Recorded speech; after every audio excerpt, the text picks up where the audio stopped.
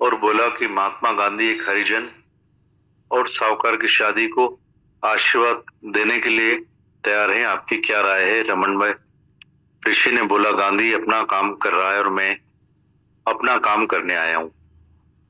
अगर मैं कुछ बोलूंगा तो कल अखबार में आ जाएगा और सब अपनी अपनी राय बताएंगे। हमारा धंधा है शांति का, इसलिए मुझे कुछ भी बात नहीं करनी है।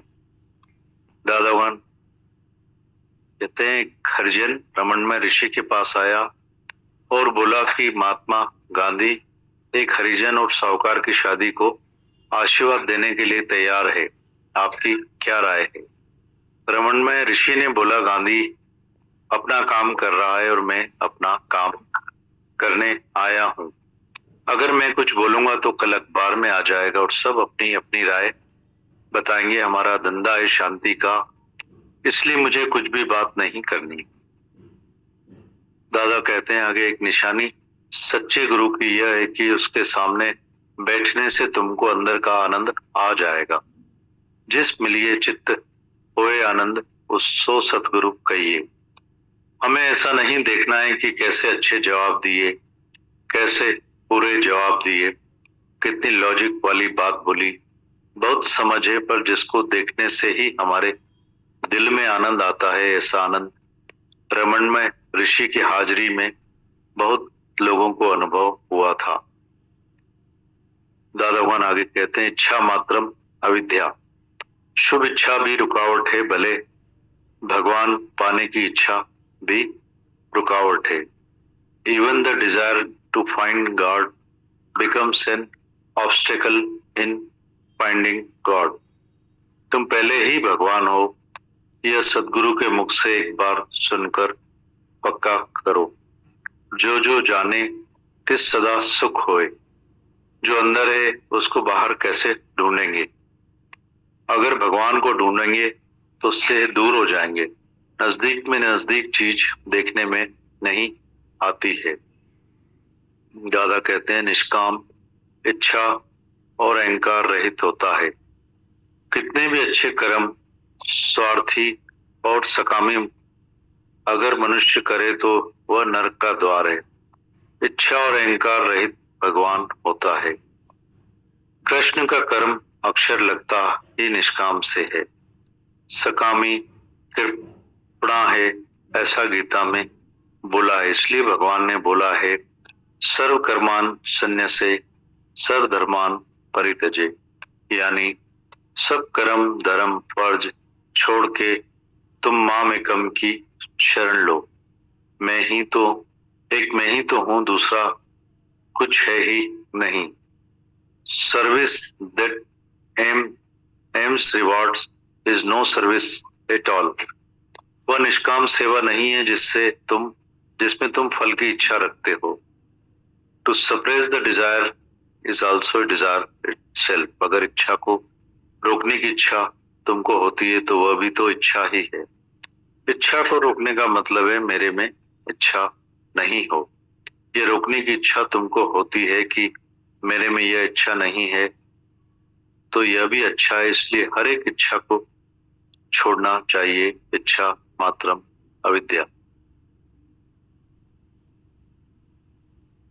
किसी ने पूछा, दादा इच्छा कैसे खत्म हो? तो दादा ने बताया, इच्छा बिल्कुल उठेगी ही नहीं जब तुमको वैराग्य से इतनी समझ आ जाती है कि अब क्या मांगू, कुछ स्थिर नहीं। गुरु तुमको समझाता है कि कोई भी दुनिया का पदार्थ स्थिर नहीं है। जो भी पदार्थ आएंगे वो जाएंगे। दुनिया के सब जो भी टोटल पदार्थ हैं वो सब तुमको भगवान की अमानत दिए हुए हैं। जिस समय भगवान को चाहिए होंगे तब वह अपनी अमानत हमसे लेकर जाएगा। अब तुमको ये अकल आ जाएगी कि तुम कोई भी चीज भगवान से मांगते हो या जो भी दुनिया के पदार्थ हैं जो तुम भगवान से मांगोगे वो भगवान ले जाएगा। जब तुम उस पदार्थ में मोहित हो जाओगे, उन पदार्थों से मजा लोगे, एक पति मिला, एक बेटा मिला, माया मिली, कोई भी पदार्थ तुमको मिले और जिस समय तुमने उन पदार्थों का मजा लिया तो उस समय भगवान तुमसे वह अमानत लेकर जाएगा और तुमको रोकर भी वापस देनी पड़ेगी। उस समय तुम्हारी नहीं चलेगी कि अब यह अमानत हम भगवान को वापस नहीं देंगे। जब तुमको भगवान की ताकत की भी खबर है कि वह अपनी अमानत लेकर जाएगा, तो अब फिर तुमको कैसे दिल होगी कि किसी भी पदार्थ को मांगने की। दादा कहते हैं अभी ही मांग के देखो, सारी सृष्टि की राजाई भी मैं तुमको अभी ही लेकर देता हूँ, पर तुम बताओ, जिनको पहले ही राजाई है और जो पहले ही राजा हैं, वो ही बोलते हैं कि हम इस राजाई में बहुत दुखी होकर मरे हैं। सगल सृष्टि का राजा दुखिया। गुरु बाबा ने बोला है सारी सृष्टि का राजा भी दुखी है, तो तुम बेवकूफ होंगे न जो बोल रहे हो मुझे सारी सृष्टि की राजाई चाहिए। जब एक ही लेकर रो रहे हैं तो तुमको कैसी दिल होगी कि मैं ये लूं। जब तुमने गुरु के मुख से ये सुनकर पक्का किया कि यह बात सच है कि सगल सृष्टि का राजा दुखिया, फिर तुम कैसे ये चाहना करोगे कि मैं सारी सृष्टि का राजा बनूं, या इससे भी ऊपर दुनिया में कोई बात है क्या। अगर कोई बात होगी भी, कोई पदार्थ होगा भी जो तुमको लगे कि ये पदार्थ मिले तो मैं खुश हूं, तो वो पदार्थ पहले ही किसी के पास तो होगा ना। तो तुम उस आदमी से पूछ कर देखो, तू इसमें खुश है? कोई भी नहीं है दुनिया में जो खुश होवे, सब इनकम्प्लीट है, कुछ न कुछ खोट सबके पास है। इसलिए तुम ये सहज ही समझ जाओगे कि हमको अब कुछ भी मांगने की जरूरत नहीं है, बल्कि हम मांगेंगे तो नहीं, पर भगवान दे भी तो दिने दुखो या अणदिने राजी रहे। ये हमारे सदगुरु की शिक्षा है। अगर भगवान देगा भी तो हम नहीं लेंगे, क्योंकि हम समझते हैं कि भगवान आज देकर कल ले जाएगा। तो ऐसा बेवकूफी का काम कौन करेगा।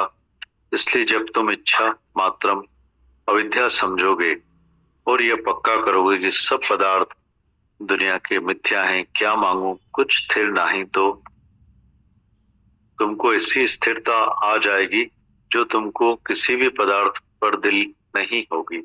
तुम मांगोगे तो नहीं, पर अगर तुमको प्रालब्ध से मिलती भी है, दुनिया में जो भी सुख लोगों को मिलते हैं तो सब प्रालब्ध मुझे मिलते हैं। सारी सृष्टि की राजाई भी प्रालब्ध मुझे मिलती है। सब पदार्थ दुनिया में जो भी हैं तो प्रालब्ध मुझे मिलते हैं। किसी के भी जबरदस्ती मांगने से या अपनी मर्जी से कोई भी पदार्थ नहीं मिलता है, पर जो जो आदमी इच्छा करेगा, वो इच्छा करके अपने को दुखी करेगा, क्योंकि वो उसको मिलना भी नहीं है और ना ही उन पदार्थों में कभी तृप्ति होगी। आखिर मिलो न जे रब ॿियो सभु मिलियो त छा थियो। दुनिया में दिल जो मतलब पूरो थियो त छा थियो। दुनिया में कोई भी दिल के मतलब पूरे करोगे तो वो झूठे ही होंगे, उनसे आनंद नहीं मिलेगा। पर तुम तो ग्राहक ही आनंद, तुम तो ग्राहक हो आनंद के। तुम आए हो दादा, मुझे आनंद कैसे मिले, शांति कैसे आए। पदार्थ तो कितने ही तुमको, सब राजा ही हैं। राजा भी सब तन मन धन लेकर गुरु के पास जाते हैं कि ये सब हमसे ले लो, हम इनसे परेशान हैं, हमको इसके बदले शांति दो, हमें परम शांति चाहिए। वो शांति बाजार में नहीं बिकती है, ये तो गुरु के मुख से, गुरुमुख नाम जपे एक बार, गुरु के मुख से सुनकर तुम्हारे अंदर आनंद प्रकट होगा। ऐसे ही अर्जुन को कृष्ण के मुख से ज्ञान सुनने से ज्ञान हो गया। कृष्ण ने अर्जुन से कुछ भी नहीं करवाया, लड़ाई के मैदान में बैठकर ही ज्ञान दिया, बातें करते करते उसको आत्मा का ज्ञान दिया। वो समझ गया, उसको एकदम ज्ञान मिल गया और उसने कबूल किया कि अब मेरे संशय भरम शक शंका सब दूर हो गए। अब मैंने निश्चय किया है कि मैं आत्मा हूं, मैं ब्रह्म हूं, इसलिए मेरे लड़ाई करने से न कोई मरता है, न ही मैं मरता हूं, न ही मौत है। ये मैंने अच्छी तरह से समझा है, अब मैं लड़ाई करूंगा दादा भगवान। आदिपुर का सत्संग।